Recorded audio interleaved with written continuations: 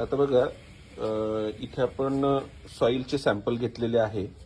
हे यांचं इथे पाण्याची ईसी आहे आणि 3 सॅम्पल घेतलेले आहे. तर याच्यात हे जे सॅम्पल आहे हे सॅम्पल एक खालचं आहे. हे सॅम्पल जे आहे हे अंदाजे 2 ते 2.5 फूट खालचं आहे आणि हे जे सॅम्पल आहे हे टॉप सॉइलचं आहे, म्हणजे मुळांपासून अक्षरशः 10 सेंटीमीटरवरचं. तर उद्देश याच्यातून आपण असा साध्य करणार आहे की आपल्याला आपलं फर्टिगेशन हे युनिफॉर्म होतं की नाही किंवा आपलं इरिगेशन हे युनिफॉर्म होतं की नाही, याच्यासाठी आपल्याला वेगवेगळ्या लेवलच्या मातीतील साल्ट्स आपल्याला चेक करायचे आहे आणि थोडक्यात साल्ट चेक करणे म्हणजे ईसी चेक करणे असा आपला यातून उद्देश आहे.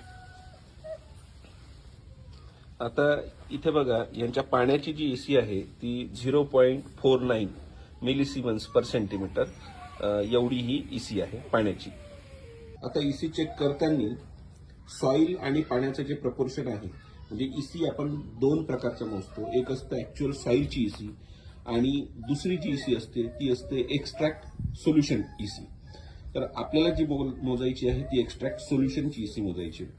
तर इथे मी एक कंटेनर घेतलंय आणि याचं वजन मी 0 असं टेअर करून घेतोय. म्हणजे कंटेनरचं जे वजन झालंय ते आता 0 झालेलं आहे आणि याच्यात 1:2.5 म्हणजे 1 भाग जर माती टाकली तर त्याच्या गुणीला 2.5 पट एवढं जे आहे ते आपण पाणी टाकणार आहे. ओके, तर आता मी सगळ्यात आधी जी वरची सॉइल आहे ती वरची सॉइल घेतो आणि वरच्या सॉइलची मी ईसी चेक करतो. इथे बघा 10 ग्रॅम मी सॉइल घेतलेली आहे याच्यात.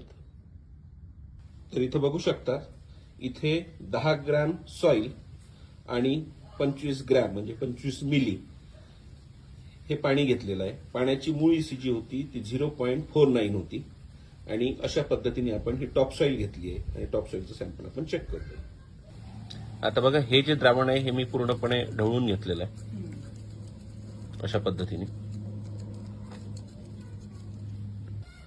ही जी आहे ती मधली म्हणजे 30 सेंटीमीटर ते 40 सेंटीमीटरच्या जवळपासची जी घेतलेली सॉइल आहे तर ही सॉइल घेतलेली आहे. परत ही 10 ग्रॅम घेतलेली आहे आणि परत आपण याच्यात 25 मिली पाणी टाकू.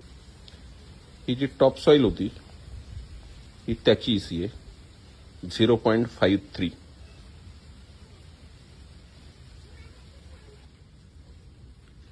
ही जी ईसी आहे ही मिडल रेंजची आहे, म्हणजे जी आपण 40 सेंटीमीटरवरून जी माती घेतली होती त्याची.